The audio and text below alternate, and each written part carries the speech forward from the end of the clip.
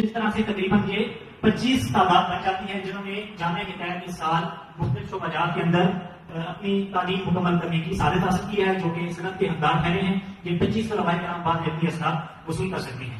اس کے علاوہ دورہ تفسیر القرآن جو سالانہ ہوتا ہے اس کے اندر 64 کے قریب طلباء کرام نے اور طلباء و طالبات نے شرکت کی ہے، جس کے اندر اکثریت جو ہے وہ آن لائن اور ورچوئل سسٹم کے تحت ہمارے ساتھ کنیکٹ تھے اور معکوسی کلاس روم کے تحت انہوں نے شرکت کی اور دورہ تفسیر القرآن میں شریک رہے، جن کا کل آخری کلاس ہے۔ اس کے بعد پرسوں ان کا امتحان ہوگا 64 طلباء طلبات کا، جس کے اندر کامیاب ہونے والے طلباء طلبات کو بھی سرٹیفکیٹ سے نوازا جائے گا۔ یہ وہ تعداد ہے جو ان 25 کے علاوہ ہے۔